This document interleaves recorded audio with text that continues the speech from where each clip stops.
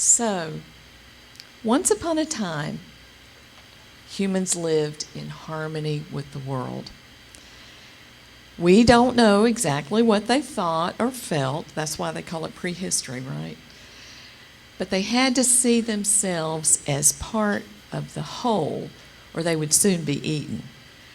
Even after agriculture became a thing, humans still saw the land, the water, the air, and everything around them as indivisible. But it appears that somewhere along the way, humans increasingly saw themselves as individual, that is, divided from everything else. Once upon a later time, European gentlemen studying primitive cultures coined the term animist to describe someone who believes that everything is alive and perhaps even sentient. The word animism came to be strongly associated with judgments such as ignorant, uneducated, unchristian, pagan, savage, and so forth. And about the same time, 18th and 19th century Europeans became disenchanted with how the Industrial Revolution was changing their society and even their countryside. Rural landscapes began to be romanticized as better, even more spiritual settings than cities. There's no question they were cleaner. And an area of scholarship took hold, that of folklore studies. Intrepid travelers eagerly sought out the common folks around Europe and indigenous people in faraway lands, hoping they could preserve traditional lore for posterity, even though they tended to feel superior to those they studied. Of the many things they discovered, one of the most striking was the practice of local forms of magic, or even a lack of any apparent religion at all, such as those Tahiti natives painted by Paul Gauguin that I showed the picture of when I was here. Now, some people blended this new awareness of folklore with esoteric teachings which had been around for many centuries.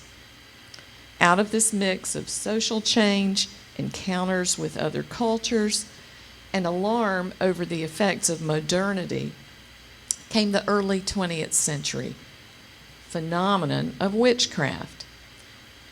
Don't confuse this with the mythologizing of black Sabbaths or even with some harmful witchcraft practiced by some in other countries today. That's not what I mean. Contemporary paganism, which includes Wicca and many other varieties of earth-centered spiritualities, has been called the re-enchantment of the world. Most pagans are genuine nature lovers and prefer to hold their rituals outdoors. Once Wicca hit the U.S., it became pretty enmeshed with the rise of feminism and environmentalism. Soon Wicca was followed by a flourishing of many other pagan traditions, like heathenry, druidry, and lots more.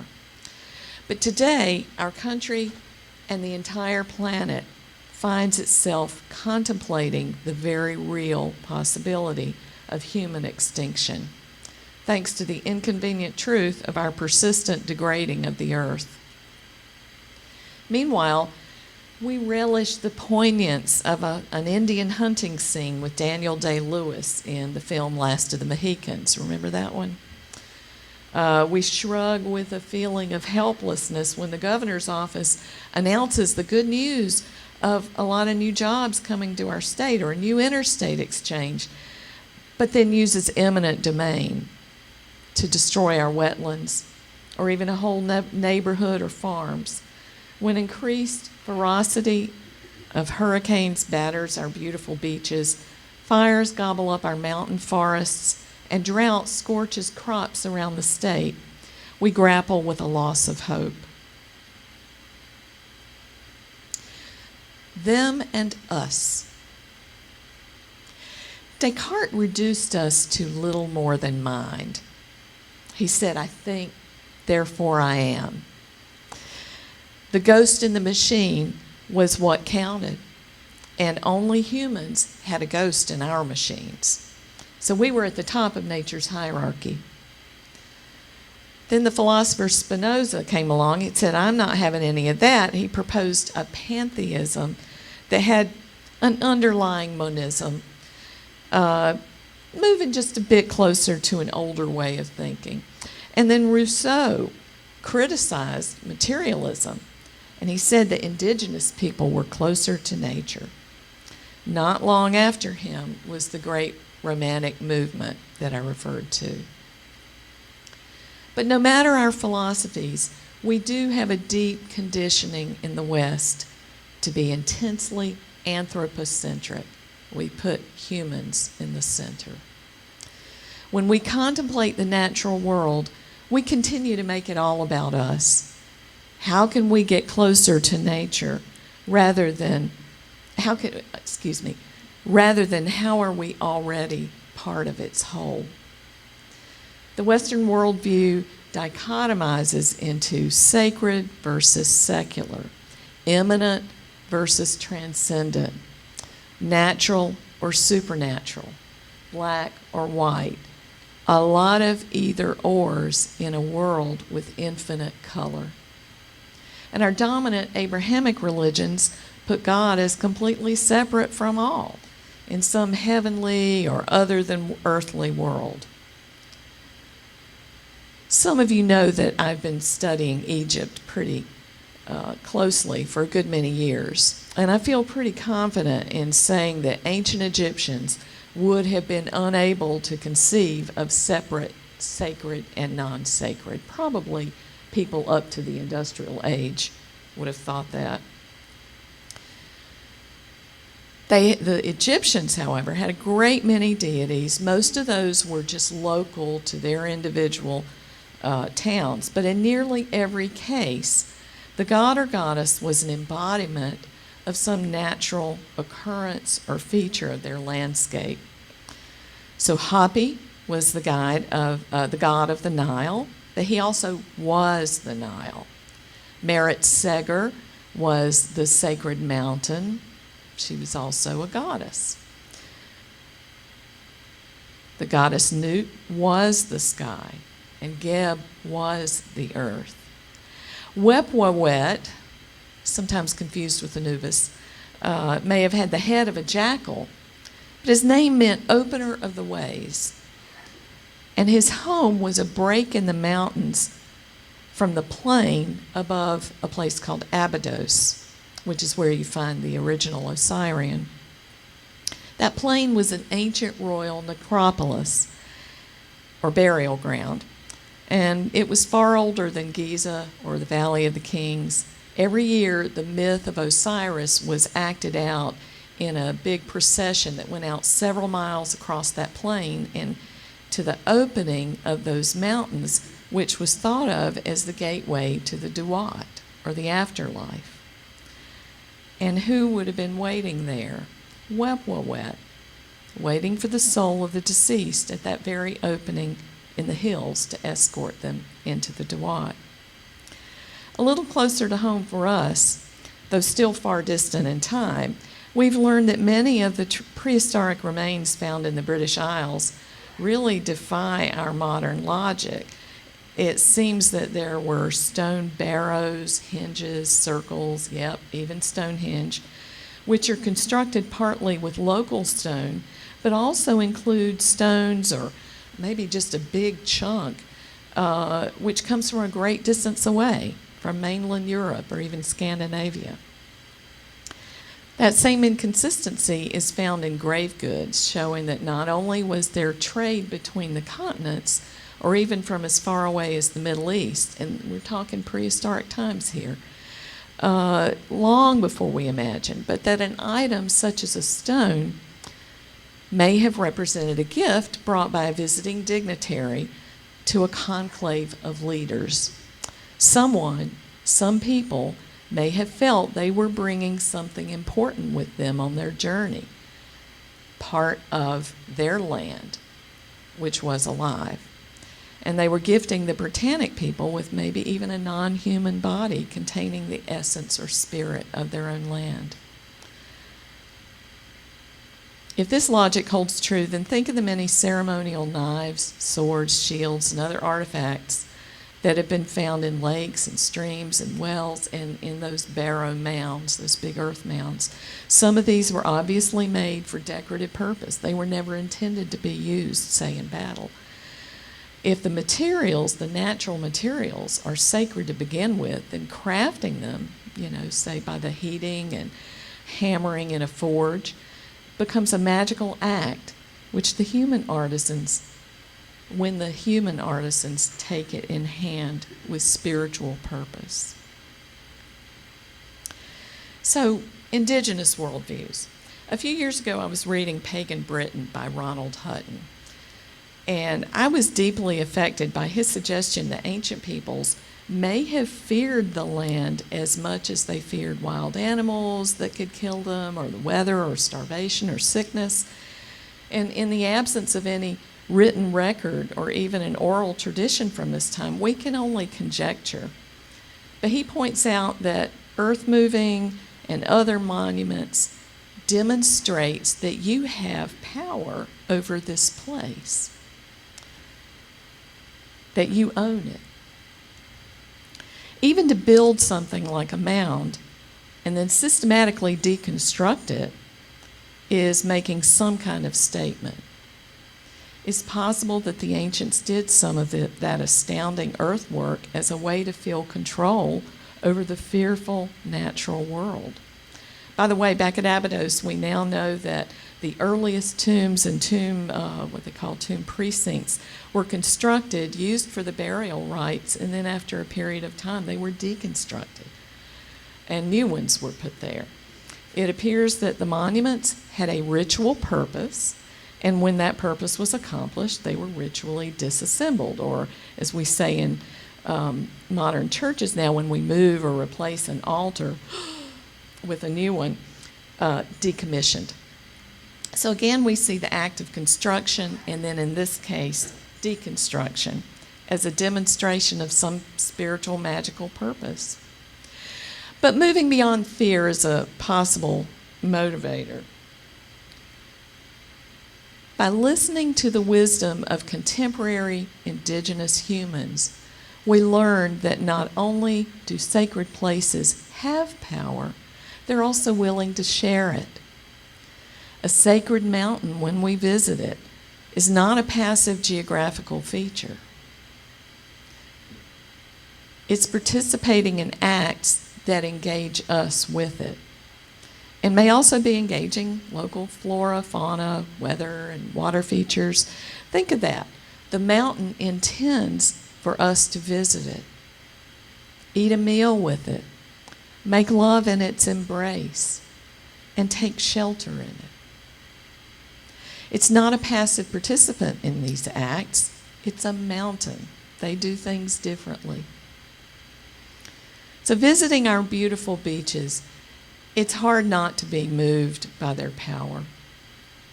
It only takes a short step outside of our Cartesian mindset to feel ourselves merged with a living, pulsing earth, one that's sentient in its own non-human way.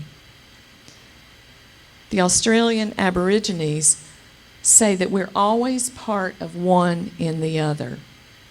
When I stand in the surf as it's pulling back and feel the sand suck away from under my feet, I do not feel power over the ocean and surf and land. I can't mistake our mutuality. We really are part of one in the other. Universally, anthropologists find animism around the world is about relationship. An Ojibwa man was asked by an anthropologist, "Are all of these stones alive?" And the man thought for a long time, and then he replied, "Not all of them, but some are." How do you know what's alive? You have a relationship with it. We may think of nature as angry when we're faced with a Hugo or a Katrina, or restless when we have ongoing earthquakes. Did anybody feel the earthquake during the night? Yep. But we moderns call those only metaphorical descriptions. Nature can't be angry if there's nothing sacred or alive or sentient about it. In this way, we close the door to what relationship we might have with it, bringing ourselves into constant conflict with eroding beaches, tainted groundwater, deforestation, and so forth. If you've ever participated in a Native American ceremony of any kind, you will have heard American Indians use the phrase, all my relations. Now, the first time I heard this, being a good Southerner, I thought, oh, okay, it's about honoring my ancestors, my own ancestors. Later I thought, oh, we're all connected, so all the ancestors are my relations. But the Ojibwe teach us that the world is full of people, only some of whom are human. These are all my relations. So, our own sacred places. A place is only sacred if someone pays attention to it and teaches others to do the same.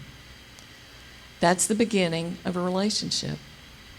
And that place can have ever-widening circles of relationship, re-enchanting the world a bit at a time as we come into respectful contact with it and recognize it as a part of us and we as a part of it. Maybe we start with the pleasure of bird watching. Then we learn that some of the finches are dying of eye infections. That ecosystem includes everything from the family cat to the Roundup your neighbor uses to make his lawn look great, to the invasive non-native plants I put out a few years ago and now can't get rid of, to the squirrels that ruin my flower beds because their natural predator, the hawks, have moved on somewhere looking for a better water source during our dry weather.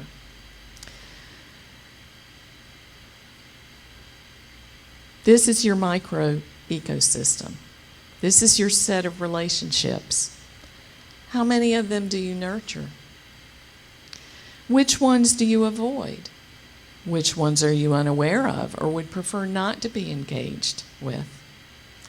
If each member of that set of relationships was as alive as you are, how might you live with them differently? Your location here, your very congregation, is sacred to you, right? Oh, yeah. Why? You created a relationship with it. You placed your trust in it that it would be a good home. You invested money and labor and creativity to restore its latent beauty, to restore its potential.